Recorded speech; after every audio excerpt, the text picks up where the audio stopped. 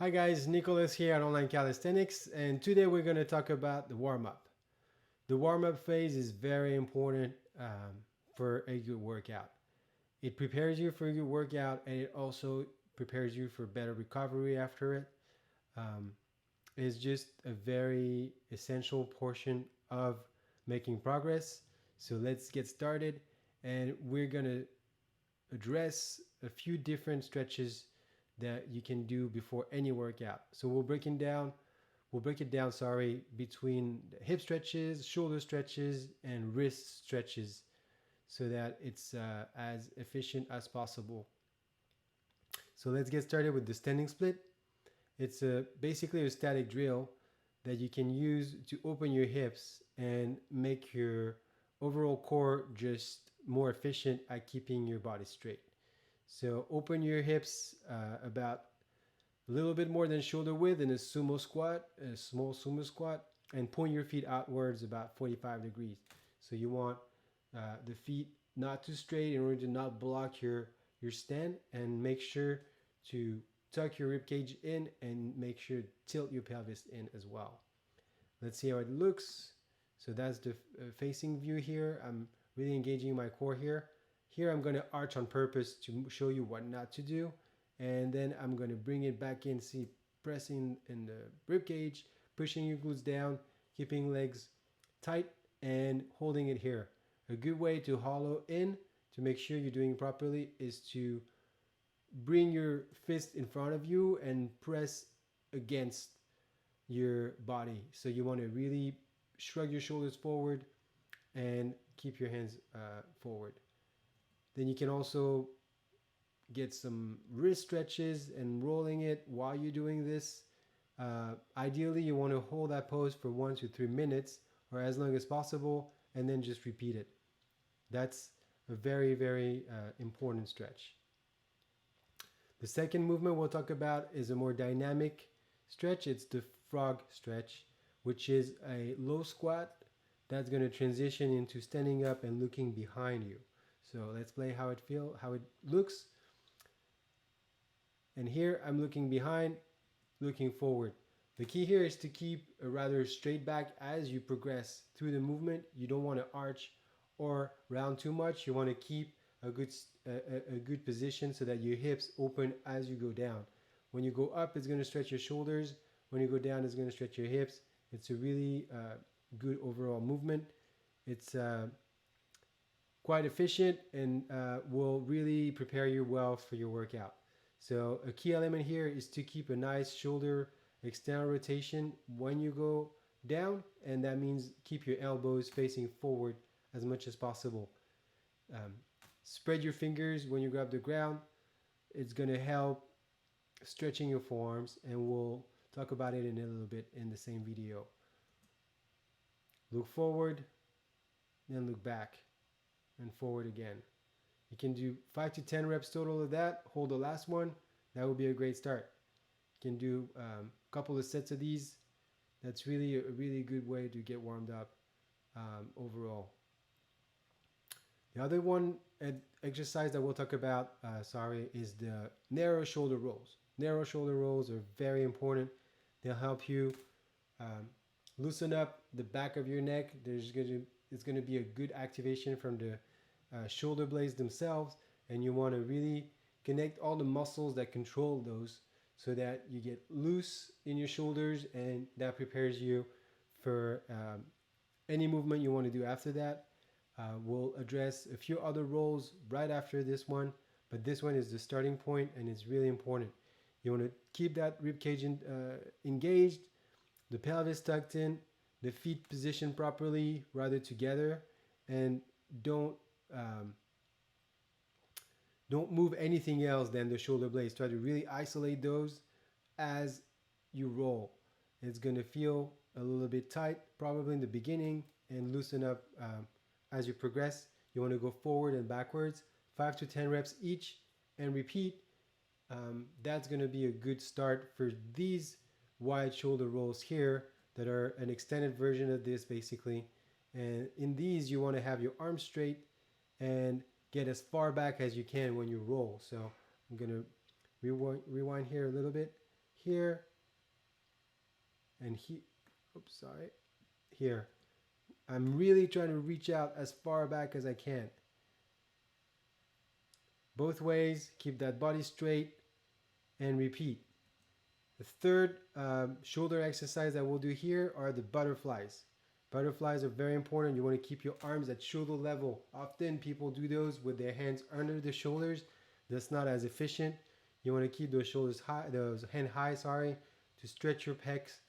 Tuck your rib cage in and hands wide open. Don't be shy. Don't keep it closed. Really open it. It's going to deepen the stretch, and help you get those pec open. That will make your shoulders more mobile. So butterflies are very often used by Olympic swimmers. It's a really great way to get loose in there. And as I said, again, keep your hands high. As you can tell, I'm not trying to get too low when I stretch it out. We've done a little bit of hips and a little bit of shoulders. Now let's talk about your wrists. Your wrists are a fundamental element in any kind of training you'll do. So spend a good amount of time on these before you get to your workouts. These forearm stretch and wrist stretches are really great. There's a couple positions that we'll talk about, but a really crucial element here is how I spread my hands on the floor. Again, don't be keeping your hands too close. Really stretch it out so that it gives you the best stretch in your forearms. That's going to be a crucial element.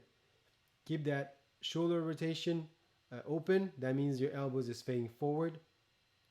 And then you want to keep your weight on your knees and feet and slowly progress by leaning forward and back and sideways, creating little circles around your wrist so that you go progressively in a deeper stretch. Here I'm going to show you how to roll around, and I call it the turtle back because that's really a crucial element. You want to protract your shoulders. You want to press in the floor as you're doing this so it keeps your wrist very engaged and it stretches it out. So press in the floor as you do this and roll around back and forth. You can do between 30 seconds to a minute of each of the position that we'll talk about. This would be a great start. Second position is the indexes facing outwards. So on this one, we want to do the opposite, and we want to close the elbow. So you want to rotate it in. So each elbow is facing each other, and in that way, it allows for your forearm to stretch really well. You want to keep your thumb open and widely spread, back rounded, and progressively go forward. Assess how it feels, go a little bit sideways, and try to go as far forward as you can to feel the stretch and come back. The third position we'll talk about is the hands facing back. You want to go slowly with this one because it might be a little bit intimidating in the beginning if you've never done it. But overall, same ideas. Keep your weight on your knees and feet and progressively put the weight on your wrist. Don't go too forward with this one. Just rather try to lean backwards a little bit, and you can lift your palms off the ground a little bit if it helps gaining better range of motion, because sometimes we're tight in our hands. So you'll see on the side view that I'm doing it here, and on the front view as well. Lifting the palms up slightly gives you better range of motion, and really it's going to pull your elbows. The soft tissues in your elbows is going to help opening those, as well as your wrists. Awesome stretch. Recommend it every day. I personally do it all the time. And you can do it at night. You can do it before your workouts. I very much recommend it before your workouts, but that could be a recovery and a cool down movement as well.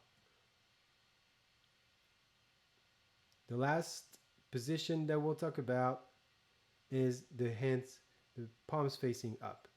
So for those of you who've never done it before, try to start with your hands sideways and then progress in the actual position later. The key element here is to keep your shoulders open and your elbows open. It's going to help stretching your forearms and making your wrist stronger as well. So here you'll see I'm rotating in, but I'm trying to really not rotate my shoulders and my elbows in, so I'm keeping it outwards, rotated, out.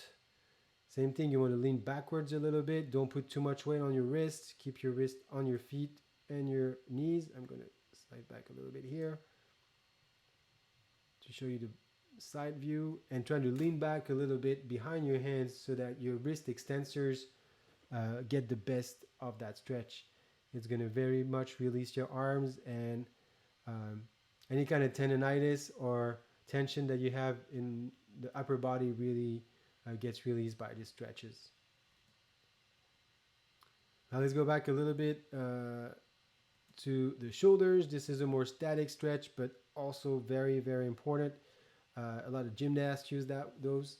There's ways to do it with a stick as well. I've posted a video before. I put the link in that video for those who want to try the stick, but that's if you have no equipment at your disposal. It's also a great work to do before you train.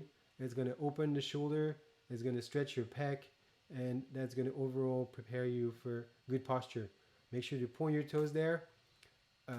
Get your hands wide enough so that it doesn't put any pressure on your elbows, because you don't want to feel any pain or tension in the elbow as you do this. If you do, then skip it altogether, or go wider with your hands, as long as it doesn't feel like any pain at all.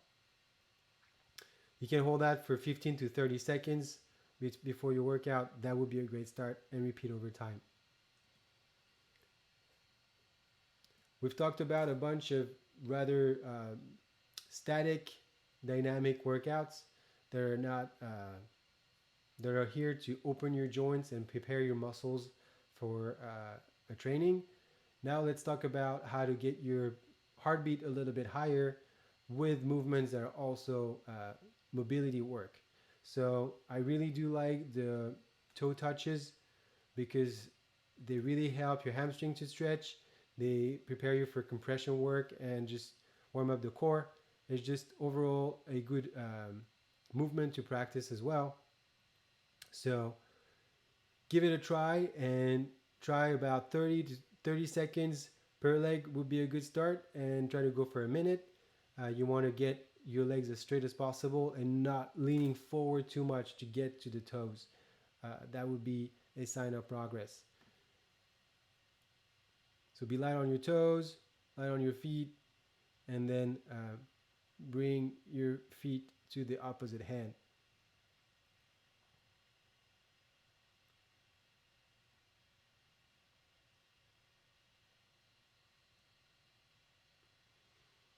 We're going to move on to the next exercise, which are the knee raises. Knee raises are a crucial element in the warm-up because they raise your testosterone level. When you actually move your legs high enough and good enough, your body produces testosterone and induces your production of it, and eventually you'll get a better outcome from that. Your workout will just be better, and your overall output will just be good because you did that before. So knee raises are awesome. Make sure to raise it enough so that it actually goes above your hips. It's not a knee raise. If you're really low, then try to make your way up. Really, I've seen a ton of people do their knee raises too low, and it's really not as efficient at all. So game changer is to bring it above your hip level. It really changes the outcome. So give it a try. Same thing, about 30 seconds per leg, and try it for a minute before your workout. That's a good start here. You can do one leg by one leg or two legs at a time, like I'm doing here, each after another. These are both great. The heel raises that come right after are also a good exercise to finish your leg warm up, so that you get a little bit of the quadriceps stretches as well, dynamic. Bring your heels as high as possible and be dynamic. Last thing that we'll do are the little jumps that can mimic a jump rope drill. If you don't have a jump rope, it's just great to activate your feet and to really feel the power of your toes and your calves. We'll also have to activate a lot of glutes in these. You can do both feet together or one foot at a time if it's too easy, or if you feel like taking on the challenge. Have fun with those. You can really mix it up, and it's going to be an overall good warm up once you've done all of these. So make sure to cover all of these exercises before your workout, and you'll get a good muscle opening, and you'll be ready to work out, and your heartbeat will hopefully be a little bit higher than before. It's always good to start warm, um, especially when you go into exercises such as pull-ups. They're demanding. um, it's a good way to get started. If you have any questions, please drop them in the comment and I'll be happy to answer. I'll be back next week with a new video, and I'll see you there. Thank you guys.